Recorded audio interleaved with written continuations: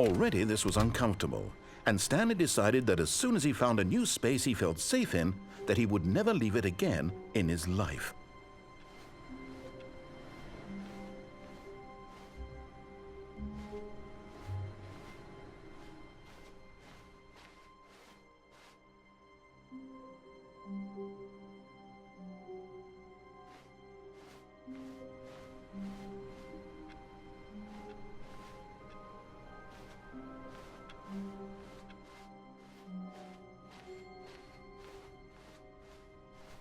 When Stanley came to a set of 2 open doors, he entered the door on his left.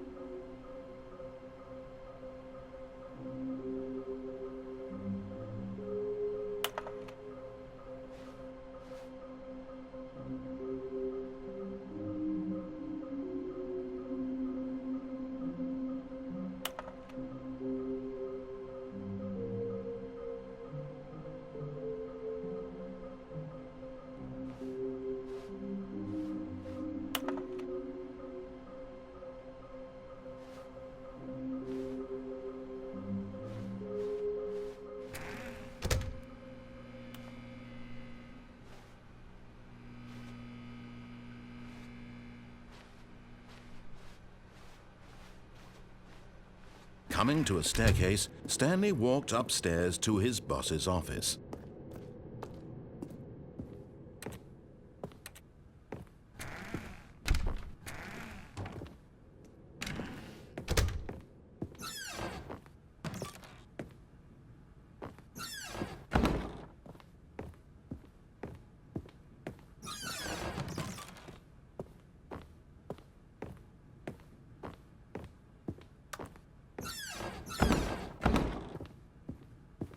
Okay, I think we all know the drill by now. Blah, blah, blah. Dark secrets, the keypad. Stanley pushes some buttons. Oh, hey, look, it's a new passageway.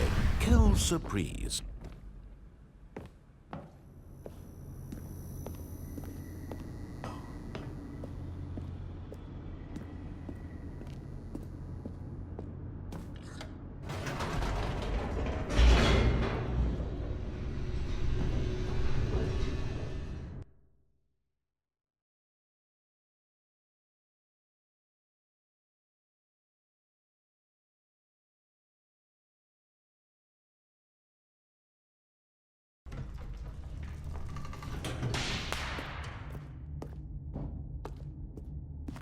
Stanley walked straight ahead through the large door that read Mind Control Facility.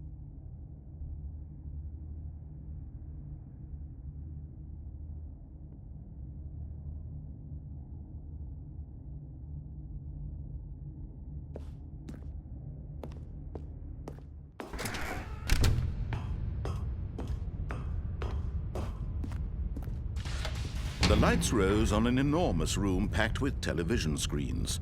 What horrible secret did this place hold? Stanley thought to himself. Did he have the strength to find out?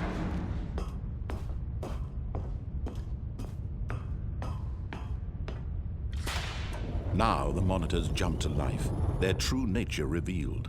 Each bore the number of an employee in the building, Stanley's co-workers. The lives of so many individuals reduced to images on a screen, and Stanley, one of them, eternally monitored in this place where freedom meant nothing.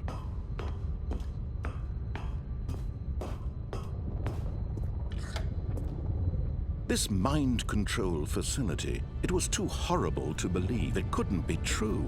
Had Stanley really been under someone's control all this time? Was this the only reason he was happy with his boring job? That his emotions had been manipulated to accept it blindly? No, he refused to believe it. He couldn't accept it. His own life in someone else's control? Never! It was unthinkable, wasn't it? Was it even possible? Had he truly spent his entire life utterly blind to the world? But here was the proof. The heart of the operation. Controls labeled with emotions. Happy, or sad, or content. Walking, eating, working. All of it monitored and commanded from this very place. And as the cold reality of his past began to sink in, Stanley decided that this machinery would never again exert its terrible power over another human life. For he would dismantle the controls once and for all.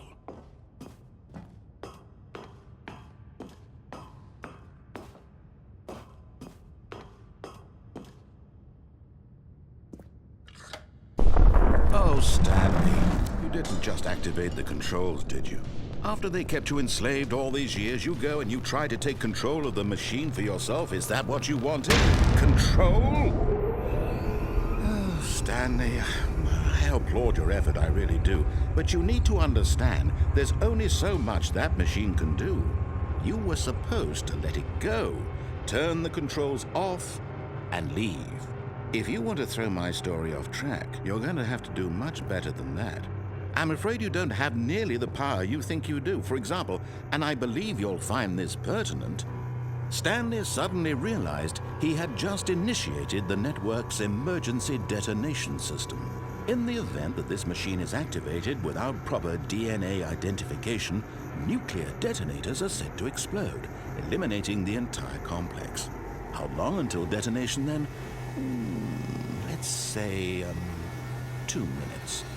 Now this is making things a little more fun, isn't it, Stanley?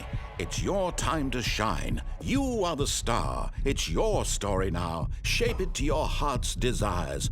Oh, this is much better than what I had in mind. What a shame we have so little time left to enjoy it.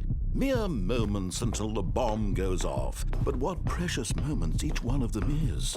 More time to talk about you, about me, where we're going, what all this means. I barely know where to start. What's that?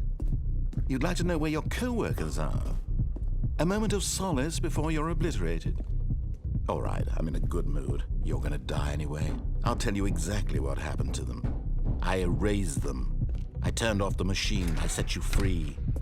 Of course, that was merely in this instance of the story. Sometimes when I tell it, I simply let you sit there in your office forever, pushing buttons endlessly and then dying alone.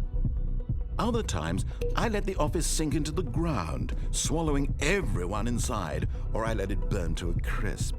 I have to say this, though, this version of events has been rather amusing.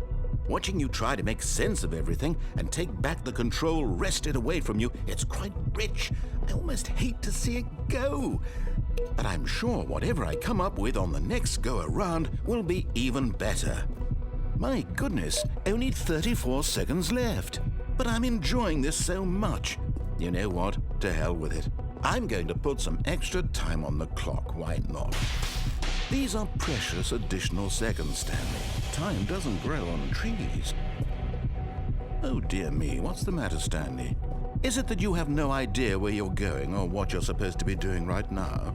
Or did you just assume when you saw that timer that something in this room was capable of turning it off? I mean, look at you. Running from button to button, screen to screen, clicking on every little thing in this room. These numbered buttons, no, these colored ones, or maybe this big red button, or this door. Everything, anything, something here will save me.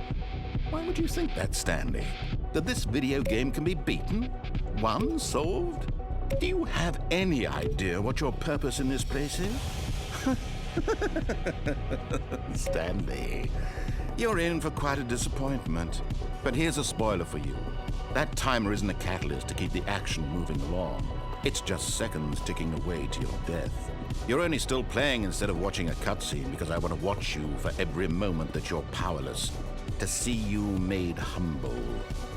This is not a challenge, it's a tragedy. You wanted to control this world, that's fine. But I'm going to destroy it first, so you can't. Take a look at the clock, Stanley. That's 30 seconds you have left to struggle. 30 seconds until a big boom and then nothing. No ending here, just you being blown to pieces. Will you cling desperately to your frail life, or will you let it go peacefully? Another choice.